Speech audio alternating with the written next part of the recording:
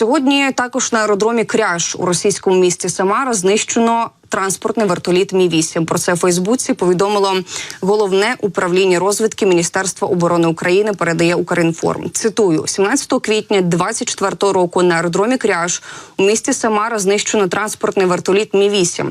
Агресор використовував вказаний гелікоптер у війні проти України для перевезення зброї та особового складу.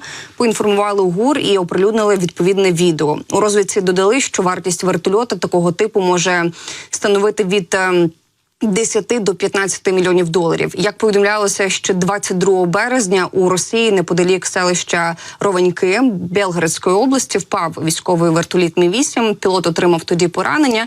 Про це зазначав опозиційний російський телеграм-канал Астра. І також тоді ще телеграм-канал База повідомляв про цю аварію, уточнюючи, що гелікоптер отримав механічні пошкодження. На борту було 4 людини, одного постраждалого доправили до лікарні, і видання стверджувало, що причиною такої жорсткої посадки стала помилка пілота. Про це і не тільки поговоримо з першим гостем, якого я з радістю долучаю до прямого ефіру. А саме з нами на прямому зв'язку Роман Світан, військовий експерт, льотчик-інструктор, полковник запасу української армії. Пане Романе, добрий вечір і слава Україні. Героям слава, бажаю всім здоров'я. Пане Романе, розпочнемо ми із того, що безпілотники Головного управління розвідки сьогодні вранці атакували авіаційний завод у російському Татарстані. Ціллю став авіазавод імені Горбунова у Казані, оскільки на вказаному заводі виробляють та ремонтують російські військові літаки, зокрема і стратегічні бомбардувальники Ту-22М та Ту-120М, точніше Ту-160, перепрошую, за допомогою яких Росія здійснює ракетні атаки проти України.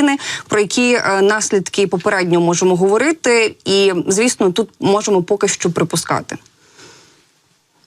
Дальность больше 1000 километров, потому использовались тяжелые дроны, которые выполнили эту задачу выхода на Казанский завод. Там действительно дальние стратегические бомбардировщики производятся и ремонтируются, доводятся, модернизируются. Потому это одна из таких важных военных целей. Ту-160 может нести в 2 барабанах по 6 ракет, 12 ракет типа Х-101, Х-555, которыми они нас обстреливают. Просто пока они Ту-160 не используют, так как сам по себе тяжелый стратегический бомбардировщик дальний, он очень много потребляет авиационного керосина, то есть около 3 железнодорожных цистерн под 170 тонн в один самолет входит. Потому тут вопрос к нашим спецслужбам. Не пора ли продолжить еще удары не только на такой дальности по военным объектам такого уровня, а еще и по НПЗ. Все-таки керосин авиационный, без которого самолеты летать точно не будут, производится российскими нефтеперерабатывающими заводами.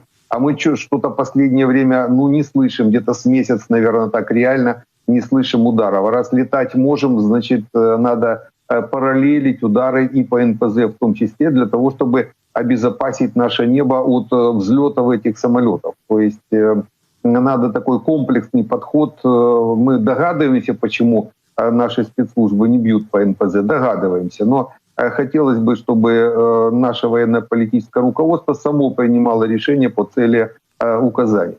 Грамотная, правильная выполненная задача, то есть по именно маршрутизации, по подборке и производству беспилотников, по выполнению боевой задачи именно по этому заводу Главным управлением разведки. То есть это еще раз доказывает, что у нас наші спецслужби на високому щиту. Але бачимо, що другий день поспіль горять і вибухає поблизу або ж навпаки так РЛС. І 17 квітня українські безпілотники атакували 590-й окремий радіотехнічний вузол військової частини, яка розташована в російському місті Кавилкіно, що в Мордовії. Джерело повідомляє, що співрозмовники Української правди в ГУР про це зазначили. Вдалося уразити радіолокаційну станцію «Контейнер». Пане Романе, що це за РЛС, якщо вам відомо, та наскільки це такий потужний удар по російській системі розвідки? Это радиолокационная система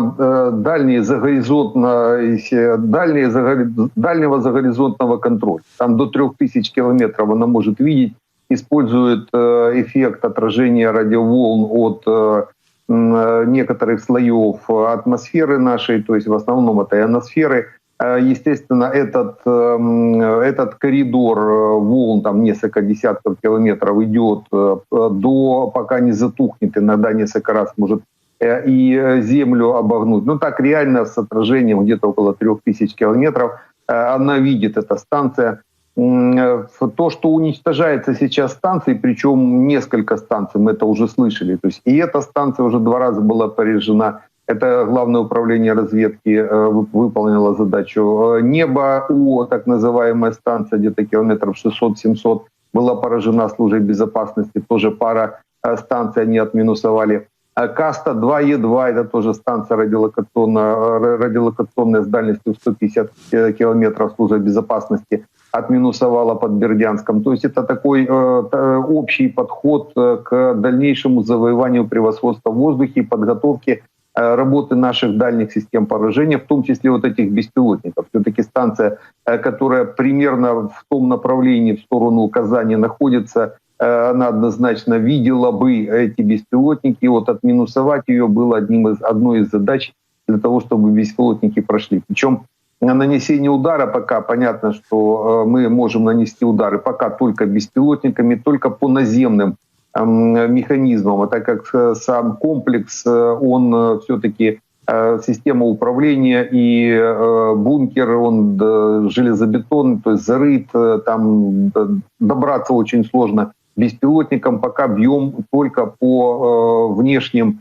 механизмам, то есть в основном по антенне. Но, тем не менее, нанести удар по антенне и вывести ее из строя, это как минимум на определенное время закрыть глаза российским дальним системам обнаружения.